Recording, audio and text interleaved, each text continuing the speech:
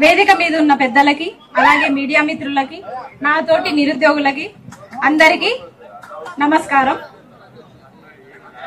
ఎక్కడి నుంచి స్టార్ట్ చేయాలి? ఏ నోటిఫికేషన్ నుంచి స్టార్ట్ చేయాలి? అన్ని పెండింగ్ లోనే ఉన్నాయి. ఒక్క నోటిఫికేషన్ కాదు, ఒక్కటి కూడా రాలేదు మనకి.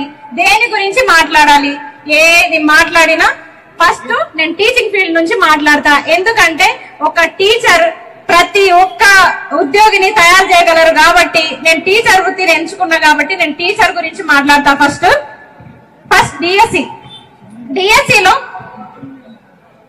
డిఎస్సిలో 70% ప్రమోషన్స్ కి వెళ్తున్నాయి, 30% మాత్రమే రిక్రూట్మెంట్స్ జరుగుతున్నాయి. అయితే దీని ద్వారా ఏమవుతుందంటే ఎస్ఏ పోస్టులు తక్కువ ఉంటున్నాయి అన్నట్టు, ఎస్జిటీలకే ఎక్కువ పోస్టులు వెళ్ళిపోతున్నాయి.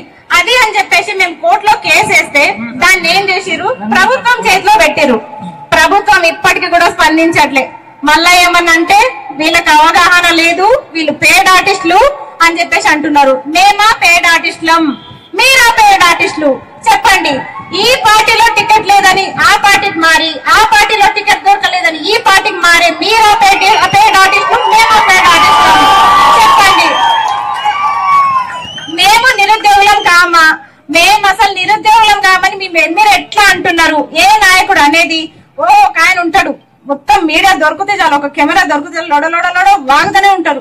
వీళ్ళు అసలు నిరుద్యోగులే కాదట, ఇక్కడికి వచ్చి మాట్లాడమని చెప్పండి మేము నిరుద్యోగులం కామని. కాదా? మనం నిరుద్యోగులం కాదా? పేడ్ ఆర్టిస్టులమా?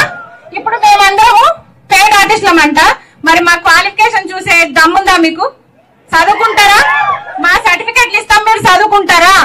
చదువుకోవడానికే మీకు అర్ధ గంట పడుతుంది. మేము రాసే ఎగ్జామ్లు మీరు రాయాలంటే మీరు మరో జన్మెత్తాలి. మేము చదివిన సిలబస్ చదవాలంటే మీరు మరో జన్మెత్తాలి. గుర్తు పెట్టుకోండి. నిరుద్యోగులని ఎవరైనా తక్కువ చేసి మాట్లాడితే ఊరుకునే ప్రసక్తి లేదు. ఇంకొకటి ఏమంటే మాట్లాడితే కొట్టడానికి కూడా వస్తున్నారు నిరుద్యోగులని. ఎంత దానము! ప్రశ్నించేటోళ్ళని కొడతారా? ఎవరి వల్ల ఏర్పడినరు మీరు? ఎవరి వల్ల ఈ రోజు ఆ కుర్చీలో కూర్చున్నారు? ఆ రోజు మేము కుర్చీలు వదిలేసి మీకోసం పుస్తకాలు వదిలేసి వచ్చినాం కాబట్టి ఈ రోజు మీరు ఆ కుర్చీలలో కూర్చున్నారు. ఈ రోజు మమ్మల్ని మా కుర్చీలో కూర్చోనియకుండా చేస్తున్నారు కదా, మళ్ళీ మీ పతనానికి మీరే కారణమవుతున్నారు. మీరు గుర్తు పెట్టుకోండి. మీ ఎమ్మెల్యే ఎలక్షన్స్ కోసం మేము ఎంత కష్టపడ్డామో మాకు తెలుసు. ఇప్పుడు లోకల్ బాడీ ఎలక్షన్స్ అని చెప్పేసి మీరు డైరెక్ట్ నోటిఫికేషన్ కి వెళ్తున్నారు. ఇదెంత దారుణం. అలాగే మాకు నోటిఫికేషన్స్ ఇవ్వకుండా మీరు లోకల్ ఎలక్షన్స్ కి వెళ్లే ప్రసక్తే లేదు. మీరు రైతు భరోసా తక్కువని వేసిరు కదా, టకీమని వేసిరు కదా, అదే రైతు కొడుకు నీ యొక్క నిరుద్యోగి. మరి ఆ రైతు కొడుకు నిరుద్యోగి అడగడా, నాన్న ఒక 4,000 కోసం నువ్వు ఆశపడితే 40,000 నా జీతం పోతుంది నాన్న అని చెప్పడా కొడుకు?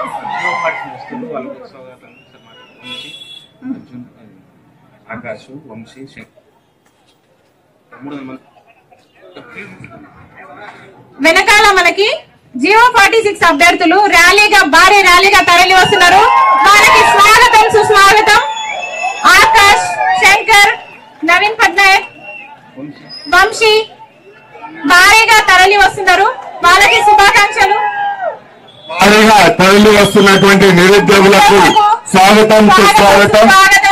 నిరంతరం ఉద్యోగాల భర్తీ విషయంలో తమిళ ప్లేస్ కూర్చోవాలి. ఇబ్బంది కాకుండా చూసుకునే బాధ్యత మంది. అలాగే శంకర్, వంశీ ఎక్కడున్న స్టేజ్ మీదకి రావాలి తొందరగా.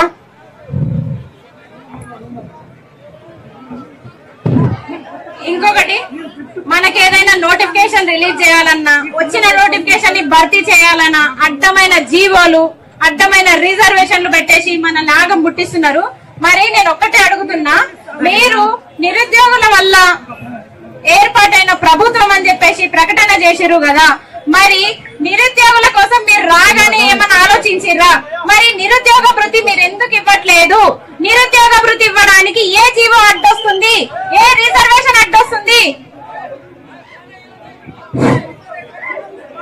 దయచేసి ఎస్ఐ కానిస్టేబుల్ వీళ్ళు 300 మందిని ర్యాలీగా తీసుకొచ్చిన దాంట్లో అధికంగా మహిళా అభ్యర్థులు ఉన్నందువలన కొద్దిగా పురుష అభ్యర్థులు ఎన్నికెళ్ళి మన అక్క చెల్లెలకు అవకాశం ఇవ్వండి.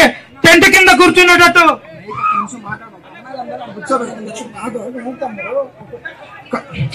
కొద్దిగా వాళ్ళకు అకామిడేట్ అయ్యేటట్టు మీరు జరగండి. దయచేసి మన మన మగపిల్లలను ఎక్కడైనా నిలబడచ్చు, ఆడపిల్లలను నిలబడలేరు. దాన్ని అర్థం చేసుకొని వచ్చినందుకే వాళ్ళకు మన కృతజ్ఞతలు తెలియజేయాలి. కానీ వచ్చిన వాళ్ళని ఇబ్బంది పెట్టడం అది భావ్యం కాదు, అది మన తెలంగాణ సంస్కృతి కూడా కాదు.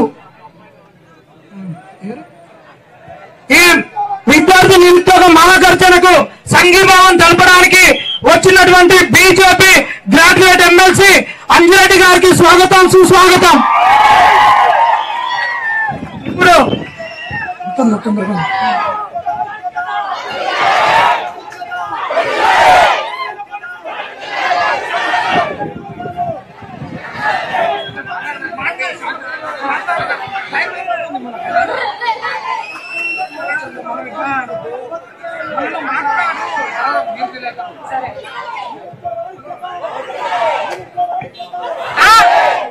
నిరుద్యోగ భృతి ఇవ్వడానికి ఏ జీవో అడ్డొస్తుంది, ఏ రిజర్వేషన్ అడ్డొస్తుంది అని చెప్పేసి మేము ఈ సభా వేదికగా అడుగుతున్నాము.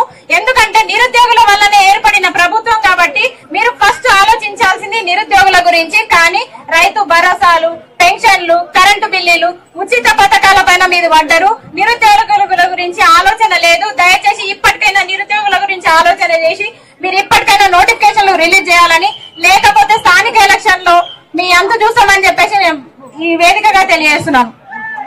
విదేశాల్లో ఉన్నత విద్యను చదువుకోవాలని అనుకుంటున్నారా? అయితే వెంటనే ఫ్లైగ్రాడ్ ఓవర్సీస్ ఎడ్యుకేషన్ కన్సల్టెన్సీని సంప్రదించండి. మీ విదేశీ కలలను సాకారం చేసుకోండి. ఫ్లైగ్రాడ్